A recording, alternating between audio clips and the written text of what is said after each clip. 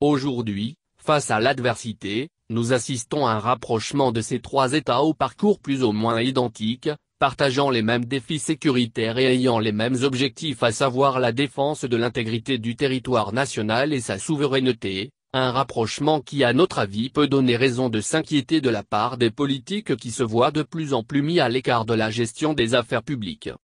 Plus d'une trentaine d'années de démocratie en Afrique, notamment au Mali, au Burkina Faso et en Guinée-Conakry, l'échec est patent en matière de gestion démocratique des affaires publiques. La mauvaise gouvernance, la corruption, la délinquance financière, le népotisme et le clientélisme furent les caractéristiques communes qui ont marqué la gestion démocratique des affaires dans ces États. Les préoccupations fondamentales des populations ont été purement et simplement ignorées au profit des intérêts personnels. Nous assistons à une généralisation de la pauvreté et l'enrichissement sans pareil d'une certaine classe politique appartenant à la bourgeoisie. La crise sociale s'accentua et la fracture sociale s'élargit de jour en jour. La justice mise entre parenthèses, l'impunité est devenue le lot du quotidien des citoyens. Cette situation chaotique entraîna des soulèvements populaires qui vont conduire à l'irruption des militaires sur la scène politique. Du coup, ces trois pays, désormais dirigés par les militaires, se sont trouvés plongés dans une crise politique sans précédent. Comme si cela ne suffisait pas, ils doivent faire face à l'expansion terroriste et djihadiste et les conséquences désastreuses du Covid-19. À quelques différences près, ces trois pays se retrouvent face à de véritables problèmes existentiels en tant qu'État souverain. Au moment où ils s'attendaient de plus à une aide substantielle de la part de la communauté économique des États de l'Afrique de l'Ouest, CEDEAO, ce fut plutôt des sanctions irréfléchies et fantaisistes dont ils furent gratifiés de l'organisation sous-régionale.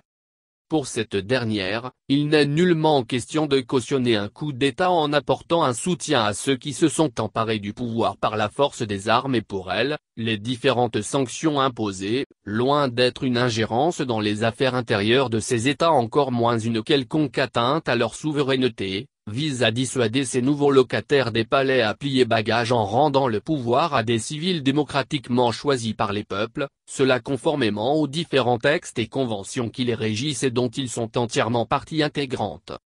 Cette posture de la CEDEAO fut très mal appréciée par les populations qui se sont vite arrangées derrière leurs militaires au pouvoir. Du coup, même si nous ne pouvons dire qu'elle est désavouée totalement, nous nous permettons quand même d'affirmer que l'institution sous-régionale a perdu en grande partie sa crédibilité aux yeux de nos populations. Nombreux sont ceux qui s'interrogent sur le rôle de la CEDEAO et son efficacité. Ce sentiment général se trouve être réaffirmé par le Premier ministre du Burkina Faso, Apollinaire Kilem, ce jeudi 9 février 2023, lors d'une rencontre avec les ministres des Affaires étrangères du Burkina, du Mali et de la Guinée-Conakry, propos rapportés par Radio Omea et relayés sur les réseaux sociaux. En ces termes, je ne sais pas ce que la CEDEAO a fait pour aider le Mali à lutter contre l'insécurité et contre le terrorisme, mais je sais ce qu'elle n'a pas fait au Burkina Faso. Nous avons lutté tout seuls. Chaque jour, des Burkinabés tombent, des infrastructures sont dynamitées. Nous n'avons reçu aucune aide de la CEDEAO. De quel droit, la CEDEAO va venir nous dicter notre conduite? Si elle a été absente pendant tout notre parcours, alors elle doit également rester absente pendant que nous cherchons des solutions à nos problèmes et nous laisser continuer notre chemin.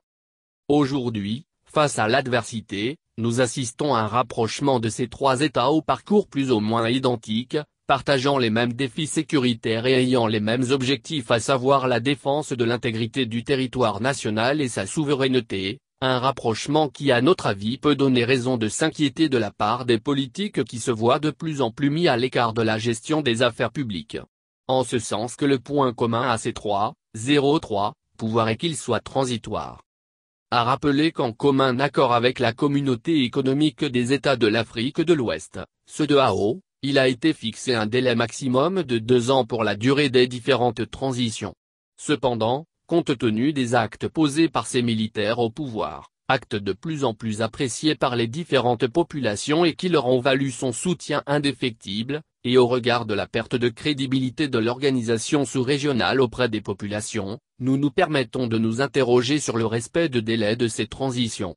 Si ces régime militaire se donne la main au nom d'une certaine lutte contre le terrorisme et au nom du nationalisme panafricaniste. Il nous paraît légitime de douter de la sincérité de ces militaires à céder le pouvoir aussi facilement aux hommes politiques au nom d'une prétendue démocratie, surtout quand nous savons qu'aujourd'hui que ces politiques soient de plus en plus décriés et accusés des maux dont souffrent les trois pays. Est-ce le retour au régime militaire de fait dans nos États? Nous nous permettons de poser ces genres de questions en ce que ces militaires semblent réussir là où ces politiques ont échoué et du coup ont pu gagner et continuent de gagner le cœur de nos populations. Il est évident qu'à l'état actuel, nos populations dans leur grande majorité semblent être favorables pour le règne des militaires même s'ils doivent revenir sous le couvert de civils.